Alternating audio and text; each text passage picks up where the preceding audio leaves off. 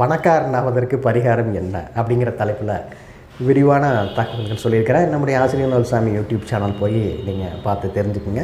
இந்த நேரத்தில் நாம் சிந்திக்கின்ற குரல், முயற்சி திருவினையாக்கும், முயற்சியின்மை இன்மை புகுத்திவிடும்.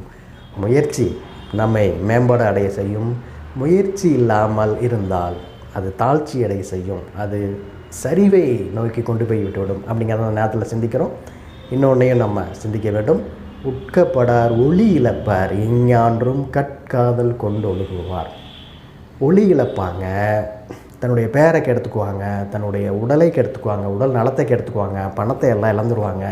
யார் அப்படின்னு சொன்னால், மது போதை பழக்கத்துக்கு அடிமையானவங்க.